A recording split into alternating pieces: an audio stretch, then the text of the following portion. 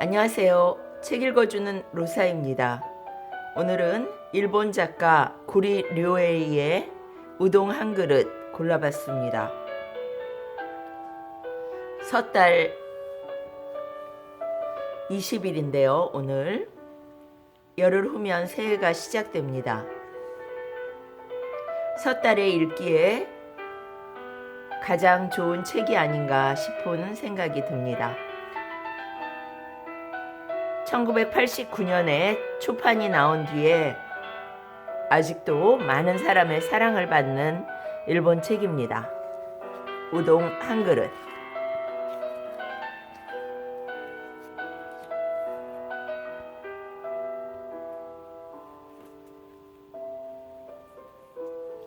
해마다 섣달 금음이 되면 일본의 우동집들은 1년 중 가장 바쁩니다. 삿포로 일본의 북쪽 끝에 있는 도시에 있는 우동집 북해정도 이날은 아침부터 눈코 뜰 새 없이 바빴습니다. 평소에는 자정 넘도록 오가는 사람들로 거리가 붐볐는데 이날은 1년 중 마지막 날이라서 그런지 밤 깊어지며 집으로 돌아가는 사람들의 발걸음도 빨라졌습니다. 그러더니 10시가 지나자 손님도 뜸해졌습니다. 무뚝뚝한 성격의 우동집 주인 아저씨는 입을 꾹 다문 채 주방 그릇을 정리하고 있었습니다.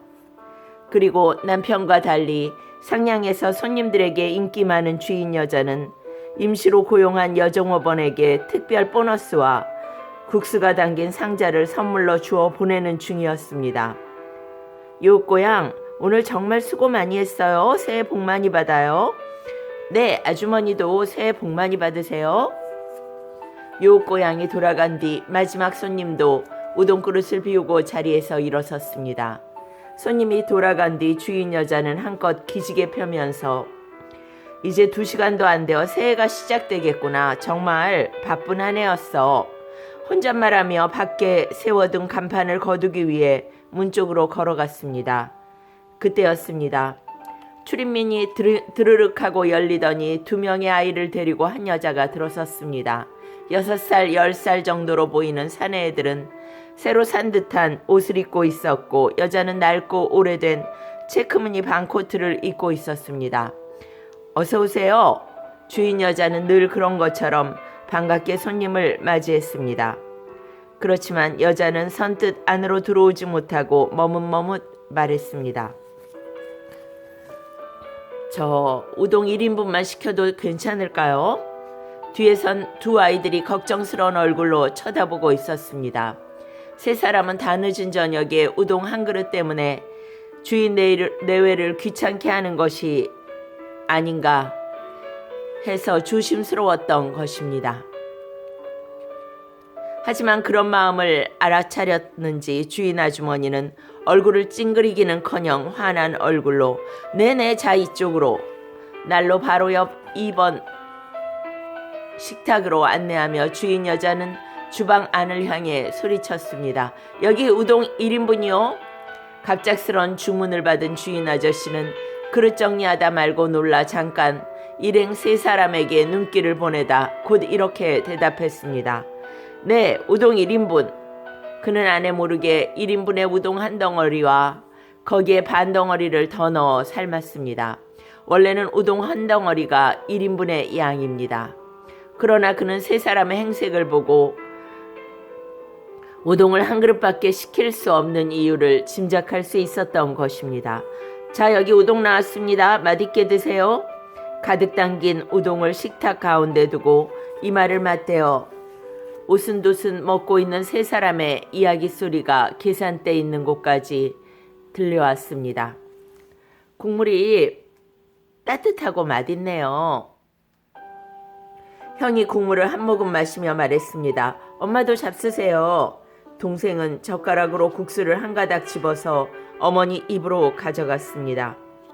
비록 한 그릇의 우동이지만 3 식구는 맛있게 나누어 먹었습니다.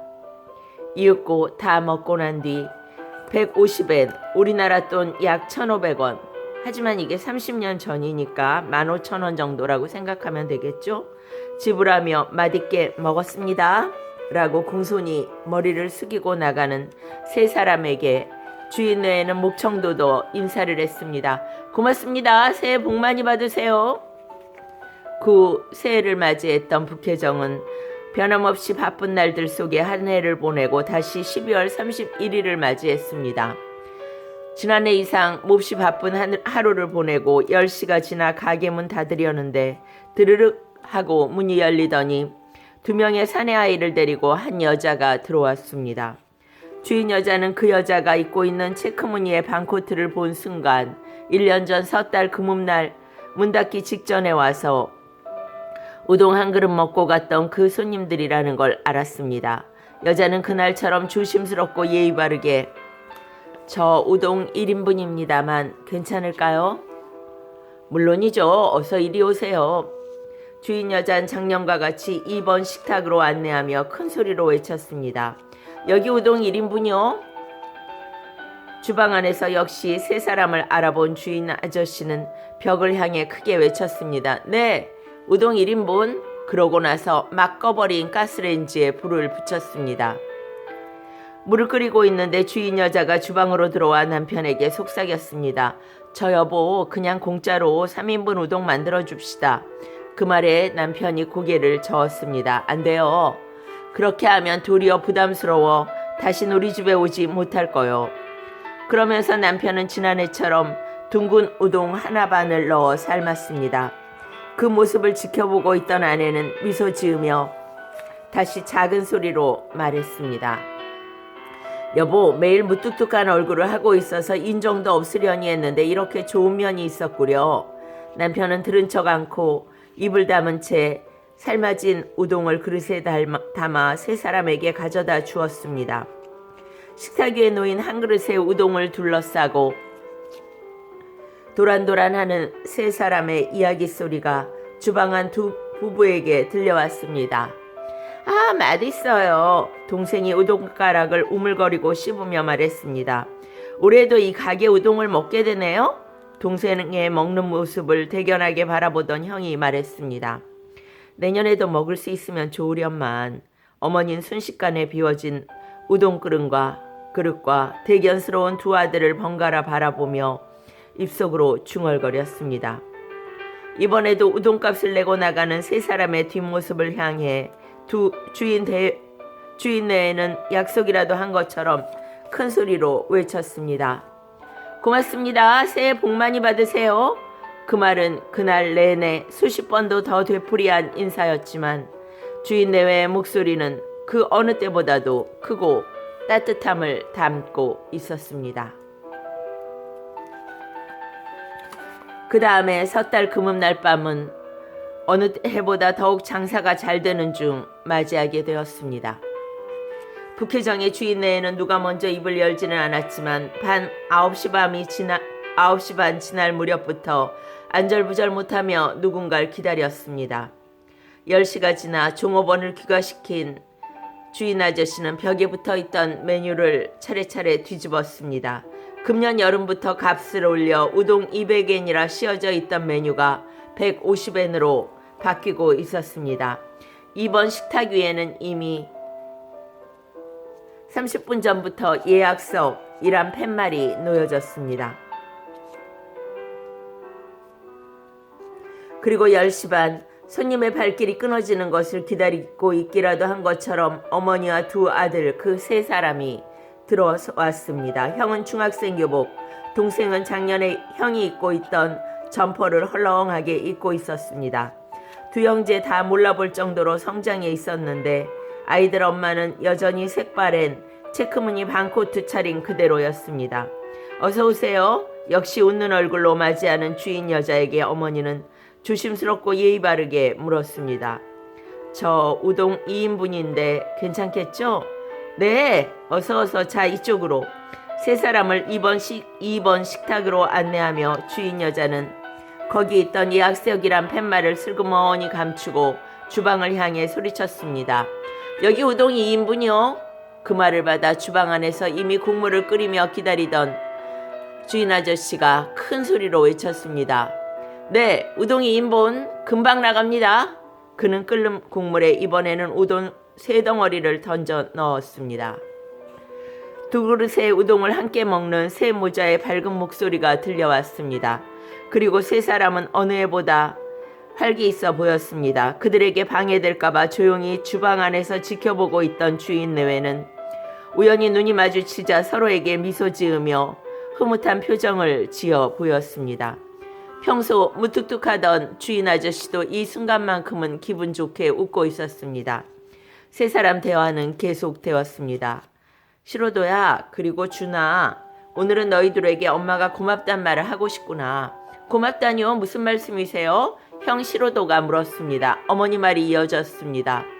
너희들도 알다시피 돌아가신 아빠가 일으킨 사고로 8명이나 되는 사람이 부상을 입었잖니. 일부는 보험금으로 보상해 줄 수 있었지만 보상비가 모자라 그만큼 빚을 지어 지불하고 매월 그 빚을 나누어 갚아왔단다. 네, 알고 있어요. 형이 고개 끄덕이며 대답했습니다.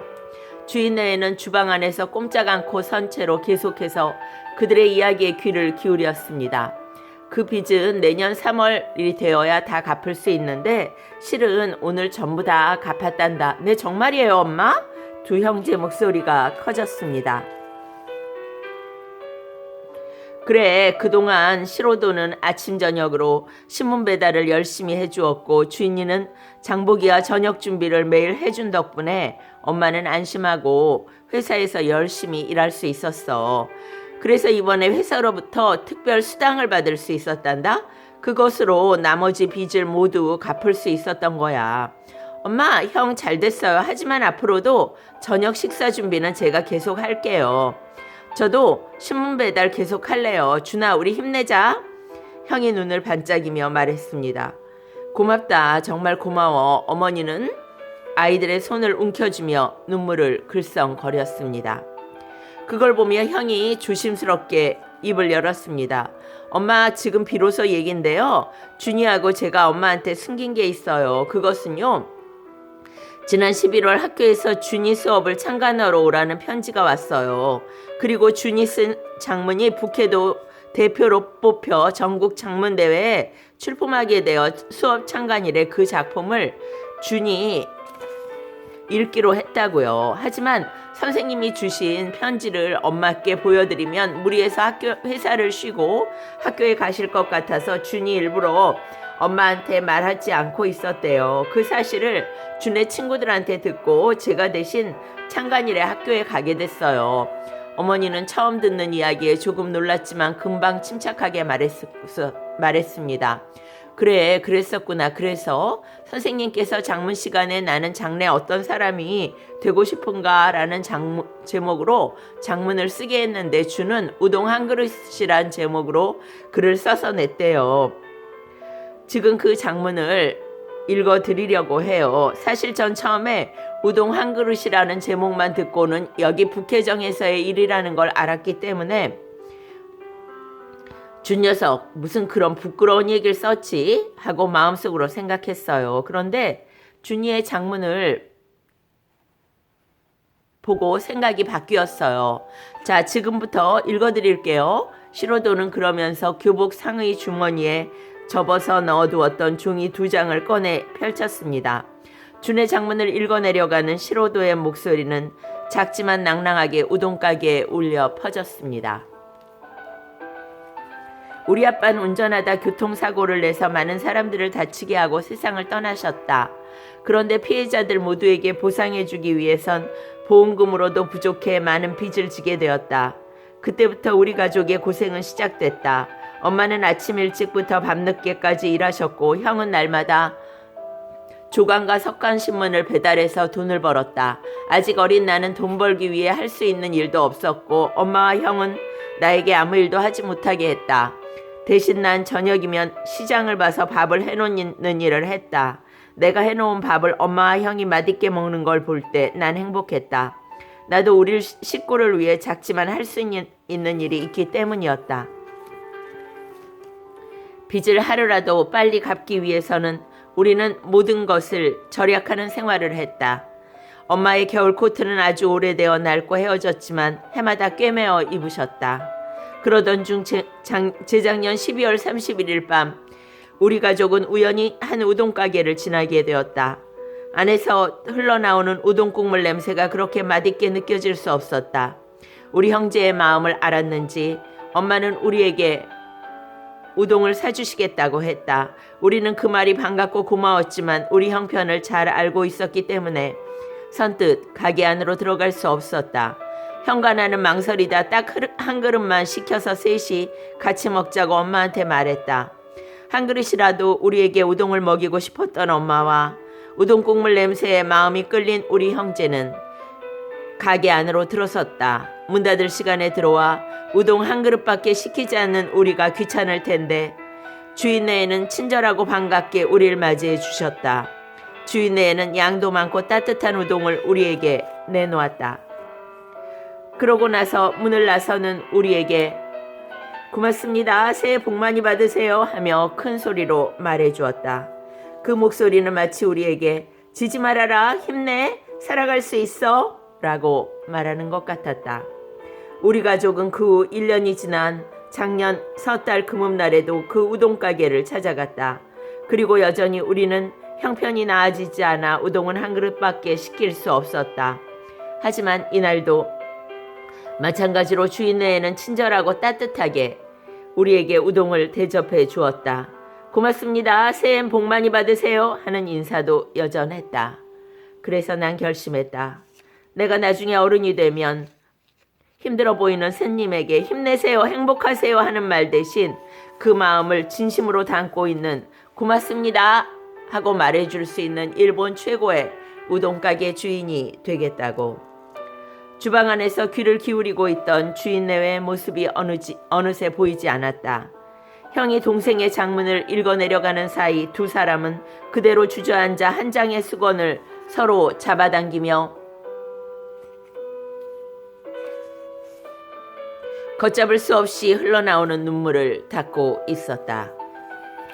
히로도는 이야기를 계속했다. 준이 사람들 앞에서 이 장문 읽기를 마치자 선생님이 저한테 어머니를 대신해서 인사해달라 했어요. 그래서 넌 어떻게 했니? 어머니가 호기심 어린 얼굴로 형에게 물었습니다. 갑자기 요청받은 일이라 처음엔 말이 안 나왔지만 마음을 가다듬고 이렇게 말했어요. 여러분, 항상 준과 사이좋게 지내주어서 고맙습니다. 장문에도 쓰여있지만 동생은 매일 저녁 우리 집에 식사 준비를 하고 있었습니다. 그래서 방과 후에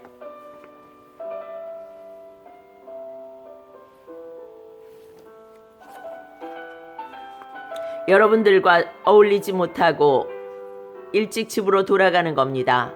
그리고 동아리 활동하다가도 도중에 돌아와야 하니까 동생은 여러분들한테 몹시 미안해했습니다. 솔직히 전 동생이 우동 한 그릇이라는 제목으로 장문을 읽기 시작했을 때 부끄럽게 생각했습니다. 그러나 가슴 펴고 커다란 목소리로 읽고 있는 동생을 보는 사이 한 그릇 우동을 부끄럽게 생각하는 그 마음이 더 부끄러운 것이라 생각했습니다. 그때 한 그릇의 우동을 시켜주신 어머니의 용기를 잊어서는 안 된다고 생각합니다. 우리 형제는 앞으로도 힘을 합쳐 어머니를 보살펴 드릴 것입니다. 여러분 앞으로도 준과 사이좋게 지내주세요. 시로도의 말이 끝나자 어머니는 두 형제를 대견한 눈으로 바라보았습니다. 세 사람은 어느 때보다 행복해 보였습니다. 다정하게 서로 손을 잡기도 하고 무슨 이야기인가 나누며 웃다가 서로의 어깨를 다독여 주기도 하고 작년까지와는 아주 달라진 즐거운 금은밤의 광경이었습니다. 올해에도 우동을 맛있게 먹고 나서 우동값을 내며 잘 먹었습니다. 머리를 숙이며 나가는 세 사람에게 주인 내외는 1년을 마무리하는 커다란 목소리로 고맙습니다. 새해 복 많이 받으세요 라고 큰 소리로 인사하며 배웅했습니다. 다시 1년이 지나 섣달 금음날 북해정 주인 내에는 밤 9시가 지나고부터 예약석이란 팻말을 2번 식탁에 올려놓고 세 사람을 기다렸습니다. 그러나 그들은 끝내 나타나지 않았습니다. 다음해에도 그 다음해에도 2번 식탁을 비워놓고 기다렸지만 세 사람은 여전히 나타나지 않았습니다. 시간이 갈수록 북해정은 장사가 잘 되어 가게 내부 장식도 멋지게 꾸미고 식탁과 의자도 새로 바꿨지만 2번 테이블만은 그대로 남겨두었습니다.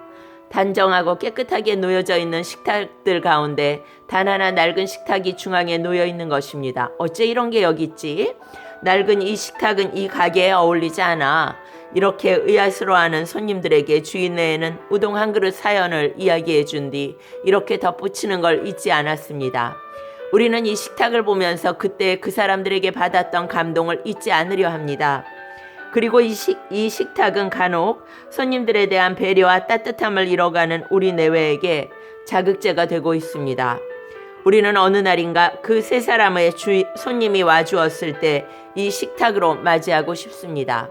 그 이야기는 행복의 식탁으로 손님들의 입으로 전해졌습니다.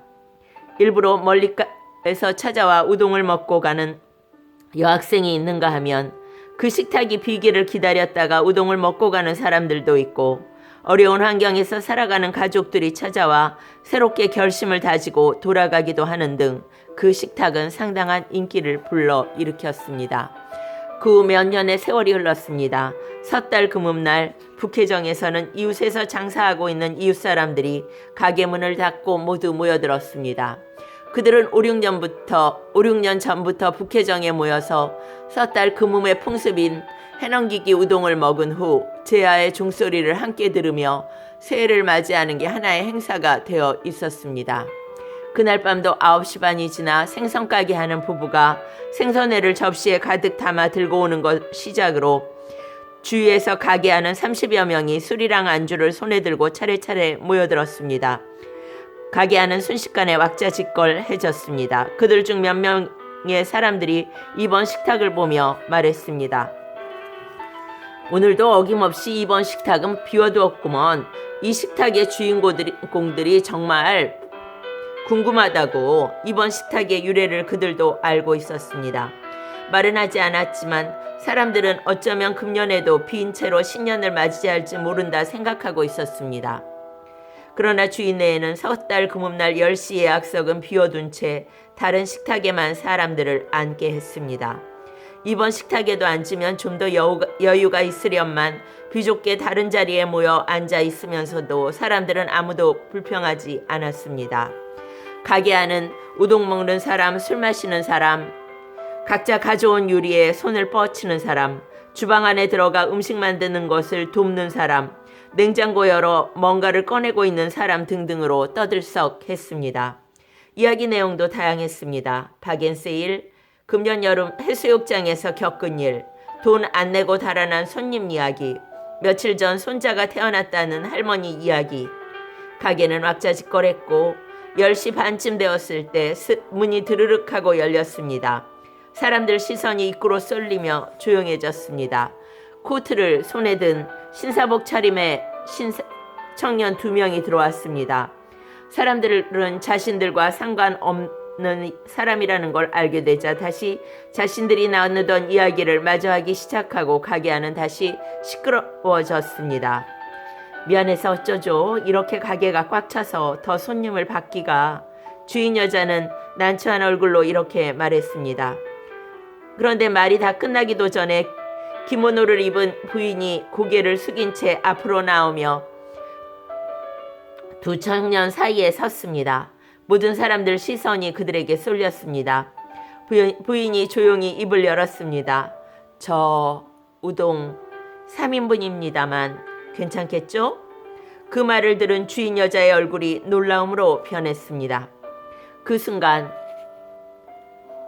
10여 년의 세월을 순식간에 밀어젖히고 오래전 그날의 젊은 엄마와 어린 두 아들의 모습이 눈앞에 세 사람과 겹쳐졌습니다.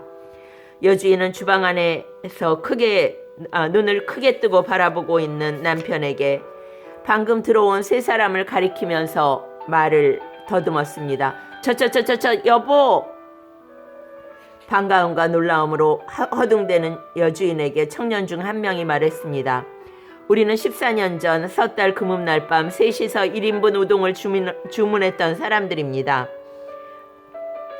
그때 이 한 그릇의 우동에 용기 얻어 세 사람이 손을 맞잡고 열심히 살아갈 수 있었습니다. 그 후 우리는 이곳을 떠나 외가가 있는 시가현으로 이사했습니다. 저는 금년 의사 국가시험에 합격해 대학병원 소아과 의사로 근무하고 있고 내년부터는 이곳에서 멀지 않은 큰 종합병원에서 근무하게 되었습니다. 그 병원에 인사도 하고 아버님 묘에도 들를 겸해서 왔습니다. 그리고 우동집 주인은 되지 않았습니다만 은행원이 된 동생과 상의해서 지금까지 저희 가족의 인생 중 가장 사치스러운 계획을 실행에 옮기기로 했습니다. 그것은 섣달 금음날 어머니를 모시고 셋이서 이곳 북해정을 다시 찾아와 3인분의 우동을 시키는 것이었습니다. 고개를 끄덕이며 듣고 있던 주인 내외의 눈에서 어느새 뜨거운 눈물이 넘쳐 흘렀습니다. 입구에서 가까운 거리에 식탁에 앉아있던 야채가게 주인이 처음부터 쭉 지켜보고 있다가 급한 마음에 우동을 씹지도 않고 꿀꺽하고 삼키며 일어나 모두에게 들릴 정도로 외쳤습니다. 여봐요, 주인 아주머니 뭐하고 있어요? 10여 년간 이날 위해 준비해놓고 기다린 섣달 금음날 10시에 약속이잖아요. 어서 안내요, 안내를. 야채가게 주인 말에 비로소 정신 차린 여주인이 그제야 세 사람에게 가게 한 2번 식탁을 가리켰습니다. 잘 오셨어요. 자, 어서요. 여보, 2번 식탁에 우동 3인분이요? 주방 안에서 얼굴을 눈물로 적시고 있던 주인 아저씨도 정신을 차리고 큰 소리로 외쳤습니다. 네, 우동 3인분이요. 그 광경을 지켜보며 가게 안에 모여있던 사람들이 환성과 함께 박수를 보냈습니다. 가게 밖에는 조금 전까지 흩날리던 눈발도 그치고 북해정이라고 쓰인 천 간판이 바람에 휘날리고 있었습니다.